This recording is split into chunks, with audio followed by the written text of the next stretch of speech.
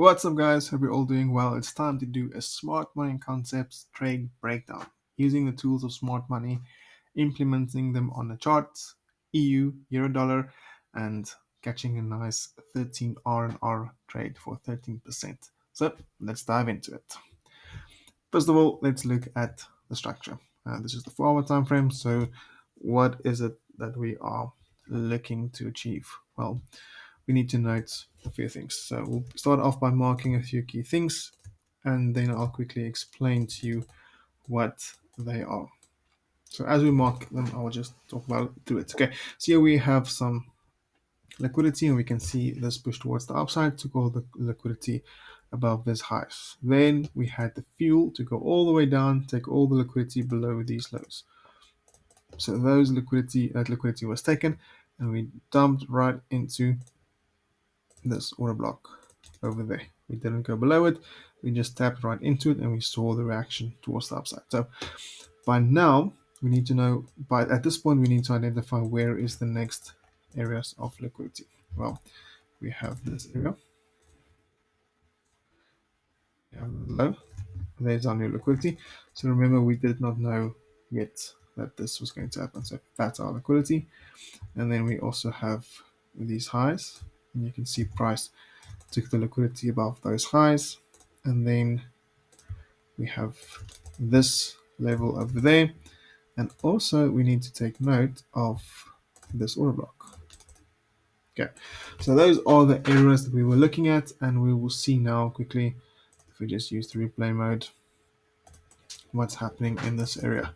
So ideally this liquidity moves then to that high, so now we have the liquidity, and we're going to use this. There's liquidity, and there's our liquidity, and then potentially in this zone we have liquidity there as well. I'm not going to place that one there. So those are the areas that we're looking for price to go into. So ultimately, if we look at price, we are in a downtrend. We are moving lower because we've broken the structure. We made a small pullback. So if we look at the premium and discount from the high towards the low, you can see that we just exactly tapped the 50%. So the premium, the equilibrium, the balanced area, we tapped it, we swept it, and then we saw this massive push towards the downside. This is a clean indication that we are actually bearish. But that doesn't necessarily mean that you just have to take bearish trades. You can take bullish trades as well. So we can take longs as well. If the opportunity is present, we can take a long trade. And I'll show you quickly how I did that. So and we'll just quickly play price forward and then get to where the trade was. So on the 50-minute, we can see where the trade was in this area. But we can see that on the 50-minute, we can see price started slowing down inside this area. And we'll be looking at the 1 minute in just a bit in this area. But this is where we took the trade. Where did price react off of? Well, we took the liquidity. Let's just take this away. And we're going to just plot this line.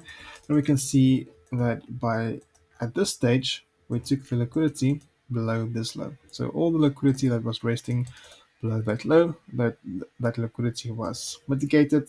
We tapped into it and we started pushing towards the upside. So now we're going to jump to the lower time frames, and we're going to quickly paint the picture of what is happening in here. So you'll do it, you'll see me do it, and then it will give you a good idea. So we started creating these equal lows. What does this mean? This means we have liquidity below it. We tapped into the liquidity, but we didn't immediately saw a reaction towards the upside. Instead, we started consolidating like this. We created kind of a curve formation like this. So what does this signify? This tells me, and this is just my personal experience, this is just telling me that price is failing to move lower, and we're slowing down, potentially moving back towards the upside. If you think of momentum going down, you want to see momentum slow down, momentum reduced, and then new momentum kick in for a new trade, new direction. And then we're looking for that pullback to an area of interest and then taking the long. So if you remember this, you translate it to price action. This is what we saw. We had this big move towards the downside. We started slowing down, accumulation like this, big push down, started slowing down, And then all I needed to do was actually wait for price to give me a new indication that is bullish, and we're going a bit more towards the upside. So we can see that this accumulation area is a zone of accumulation. So this was a range. If we break out of a range, we're looking for price to mitigate that range. So that's a very simple concept. If we are mid-ranging or we break out, we want to see price come back inside this range or close to the range, mitigate it, retest it, and then move back towards the upside. So that was the thought process behind this price action we saw over here. So now we need to identify the areas of interest within this area. So we have this nice full body candle, but we also have this down candle for the big move towards the upside. So you can see I'm just going to take the most prominent structure break, because there were a few structure breaks, but that was probably the most prominent one. So there was our structure break towards the upside. We had imbalance in this area, and we also created this previous low. So that's also now liquidity. So that's an excellent area for us to see then price reach into, tap into this area, and move back towards the upside.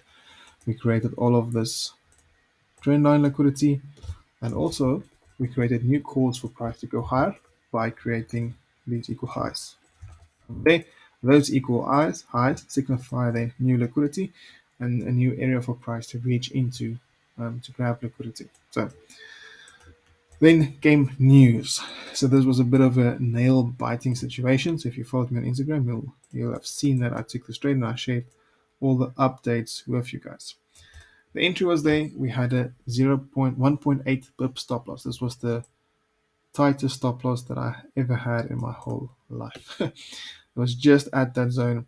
Probably a bit reckless, but nonetheless. So we moved towards the upside, took the liquidity above that high, then dumped towards the downside. Then there was another potential trade idea, because why?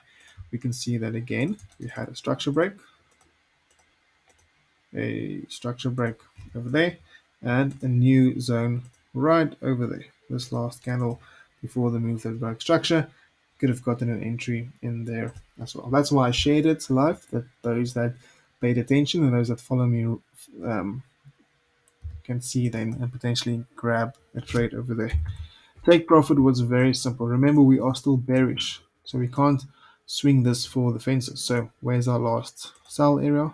That's our last supply area. Let's call it supplies just for the sake of ease. And that is then where the take profit is. That is where we close the trade for 13% on this trade. Absolutely wonderful trade. We had all of this imbalance to be filled, so that needed to be filled. All of this liquidity over here that needed to be reached into. Absolutely wonderful. We saw the reaction and price started moving towards the downside. So typically this would have been an area to take shorts from, if that was what you wanted to do. But I was focused on the long into this area and happy with the long. There wasn't a very clean entry for me for shorts. Anyway, that was the long trade. Hope that makes sense. Please comment down below what you thought about this, if you like the breakdown. And yes, we'll see you then in the next one. Have a great day. Bye.